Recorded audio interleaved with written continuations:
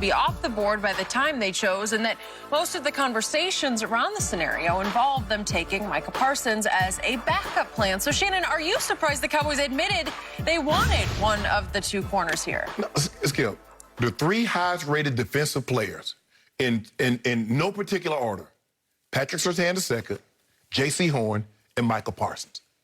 Now, some people might have had Parsons number one on their board. Some people might have had Surtain. Some people might have had J.C. Horn. But I think universally regarded, those were the three top defensive players.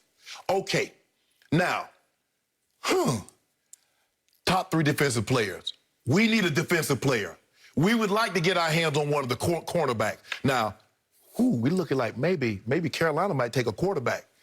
That means, hey, we got a chance. We're picking 10, Skip. So if Carolina takes a quarterback, we're gonna have our choice. Either we're gonna get J.C. Horn or we get Pat Surtain. Now the Broncos, they might take a quarterback too, because I know they got Teddy Bridgewater and Drew Lock, but come on, guys, y'all can use a quarterback. So that way, if Carolina and Denver, we got our choice. We get J.C. Horn, we get Pat Surtain. And your point is? My point is, they took both of those guys. Now the number one defensive player on the board. That's what they said the other day. Michael Parsons was the number one defensive player on their board. That's what they said. Either they lying said that Thursday night. Right, either they're lying then or they're lying now. Thank you. So for me, Skip, if the top three defensive players, two are off the board, you need a defensive player, and the one falls in your lap, even if you got J.C. Horn rated ahead of Pat Surtain. If somebody takes J.C. Horn, who you taking, Skip? Patrick Surtain, right? So if the other two guys are gone, guess who you taking, Skip? Ta-da! It's not that complicated, Steven. I mean, it's simple math. The three top-rated defensive guys, two are gone. You need a defensive guy. Yep. You took the third one. Now, I don't know how Michael Parsons gonna feel about that, being, the second, not the first, not the second, but the third option. Thank you. How he feels about that, Skip. Now you're hot. Now you got it. That's something y'all gonna have to deal with later in time. That is correct. But I think, Skip, if he goes in there and plays like I believe he can play, they'll be glad they made this selection, because I think this guy has all-pro. He has Pro Bowl potential. Not to say these other guys can't, but this guy, I believe he'll be a difference maker that the other two guys can't be that currently occupy that position. Okay, I got all that. Here's my biggest takeaway from this story that I read about Stephen Jones' quotes on his radio show in Dallas, Texas. He got a radio show now? He's got a radio show. Oh. It pains me greatly to admit that Stephen Jones is turning into Jerry Jones. Like father, like son. I never saw this coming in a million years, because I knew Stephen Jones way back when he was just the son, when he had just finished playing football at Arkansas as a backup safety. I'm pretty sure he got the scholarship. I don't even know if he had a scholarship because of his father's influence at Arkansas. All that money he don't put in this shit. That is correct. That is correct. But he was a backup safety. I think he got to play a little bit. The Stephen Jones I got to know in 1989, the first year that Jerry owned the team, was a young man who had his father's smarts, because Jerry is a shrewd operator. Stephen had his smarts, but Stephen was look before you leap. Right. Stephen was measured. He was stable. He would ponder. He would gather information. Then he would go. Right. And Jerry is quite... Jerry going, you think about it later. He's just going to go. So I always thought, hey, if it comes to pass that maybe he inherits the ownership and general managership of this team, he'd be pretty great at it. You were thinking Stephen's going to be the voice of reason. He's going to be Jerry's conscience, the good little angel. He always has been the voice of reason. And, you know, all the classic stories.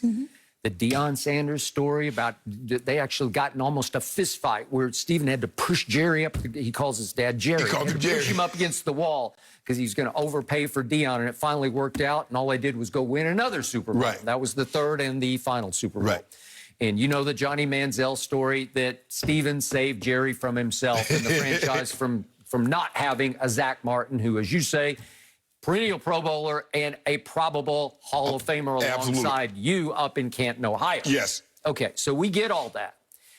I don't get any of this because this is Stephen on his radio show. He has a radio show, and I think it's only a couple of years old, where Stephen always avoided the limelight in the first couple of years, and now he seems, to use your term of a couple of topics back, he is addicted to the limelight. And he is spilling his guts about their draft process for one reason and one reason only. He is pounding his own chest publicly about, I want everybody to know just how involved I was in these decisions as they were made on the fly. Because he is now the quasi-GM as his father fades closer and closer to retiring, to backing away, to fading into the sunset, or, God help him, I'm knocking on wood, leaving this earth at some point. And Jerry does talk often about his mortality. He does. Okay, so here we go with Stephen Jones just blurting, gushing to improve his stock in listeners' minds about just how much football he knows. And like his father, he has a compulsion to convince you he really knows football. Right. He played a little college football. Jerry played a whole lot of college football. He was a starter on a national championship team at offensive guard. You got to give him that. Yeah.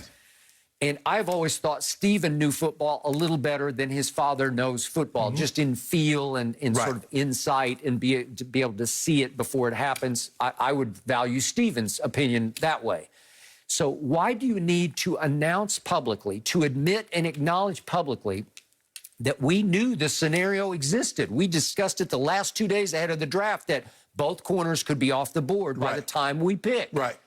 And that matters what? Because you tried to sell us on Thursday night into Friday that Micah Parsons was #1 on defense on your board. That's what that he was said. the 4th-ranked defensive player.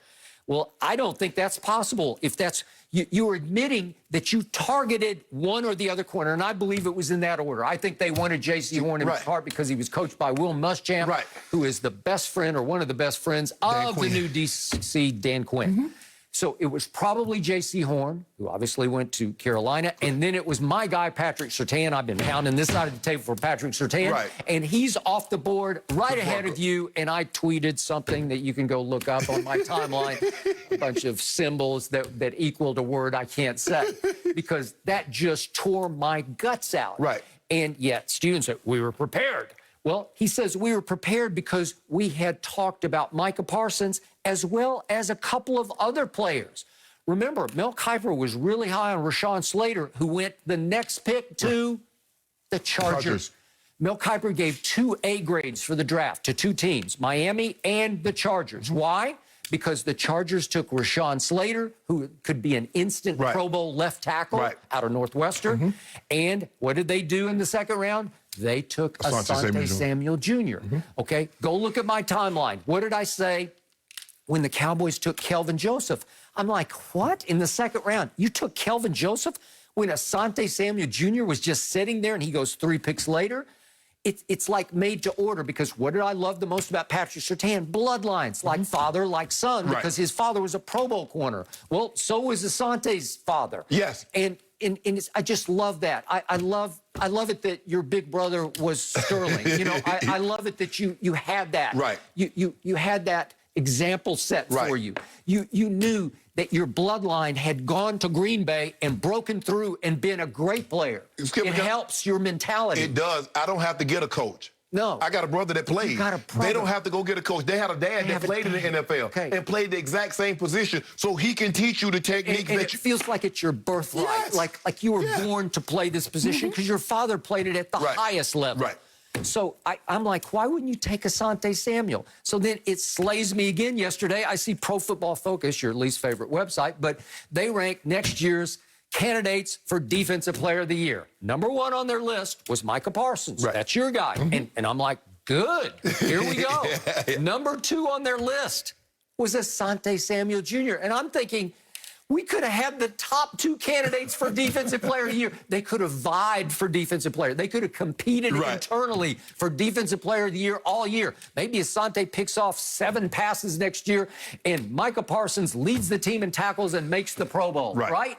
Well, okay, so, Stephen, why would you do this to Micah Parsons? You're saying we had 2 targets ahead of him that we wanted, and we lost both of those. Right. And then we actually had a group of 3 players we were thinking about at number 10, we settled on him. and we settled on Micah. Okay, well, I love Micah. I love him as much as you do. I would have taken the corner because it was a little more need-based, Right. and I'm just a big fan of Patrick Surtain because I like his football character. I think he's a cornerstone that you could plug in at one of the corners, and he's going to make 10 Pro Bowls, and you can trust him to become a leader of your defense. I don't know about